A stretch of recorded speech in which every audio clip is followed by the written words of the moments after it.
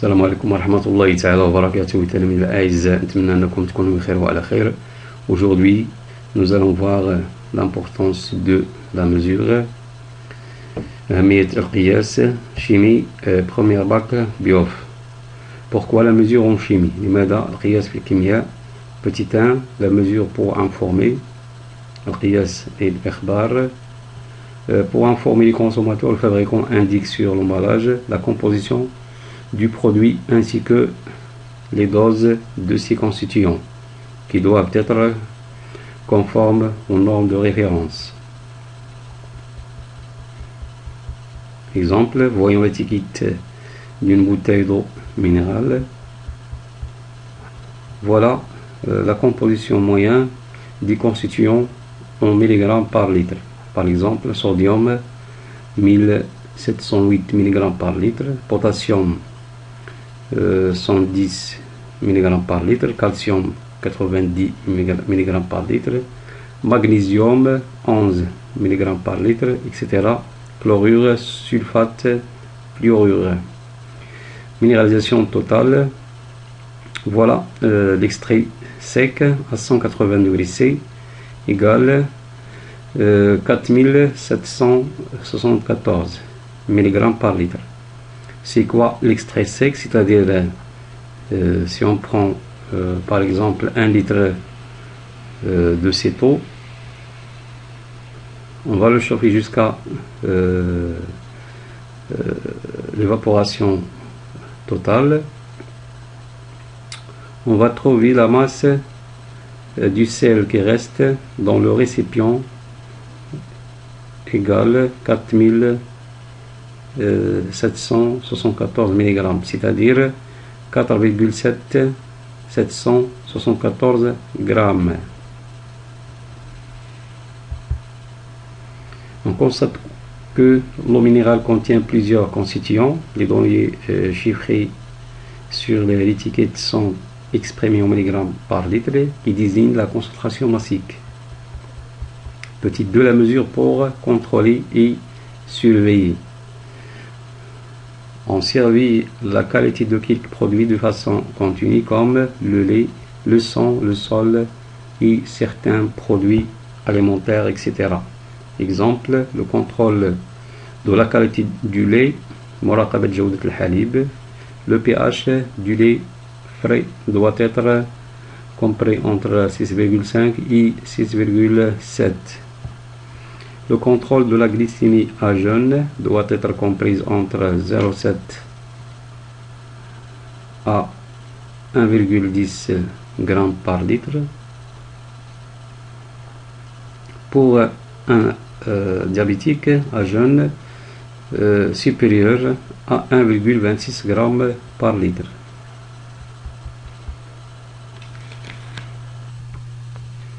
Grand 2, technique de mesure en chimie. تقنية القياس في الكيمياء. mesure approximative et mesure précise. القياسات التقريبية والقياسات الدقيقة. Généralement, les mesures qui ne nécessitent pas une grande précision peuvent être réalisées avec du matériel simple, alors que ce qui nécessite des mesures précises demande du matériel plus performant. Exemple. Le chimiste utilise le pH mètre pour effectuer une mesure précise, alors qu'elle n'utilise que le papier pH pour faire une mesure approchée. Voilà le papier pH pour faire une mesure approchée, et voilà le pH mètre pour faire une mesure précise. Petit 2, mesure continue ou temporaire. Une mesure continue, c'est-à-dire permanente, permet de suivre continuellement l'évolution d'une grandeur donnée, alors qu'une mesure temporaire ne permet de la suivre que d'une façon discontinue. Exemple, la mesure de la pollution de l'air se fait avec un appareil de mesure d'une façon continue. alors que la mesure de la pollution de l'eau se fait d'une façon discontinue en utilisant des échantillons qu'on analyse au laboratoire.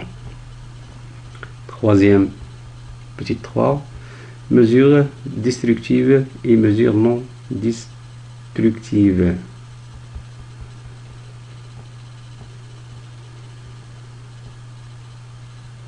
Si l'échantillon à analyser existe en faible quantité, on choisit une méthode non destructive. Alors que dans le cas où l'échantillon à analyser est disponible, par exemple comme l'eau, en grande quantité, on peut utiliser la méthode destructive. Exemple, dans le dosage, en utilisant des solutions qui existent en excès et une méthode destructive. L'analyse du sang, en utilisant l'appareil et une technique non destructive. Voilà l'appareil non destructive. Il suffit d'utiliser l'aiguille au doigt et on pose une goutte sur l'appareil.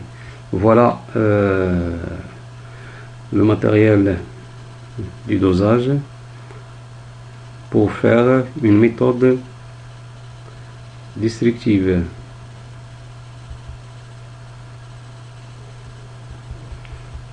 Grand 3, la concentration massique.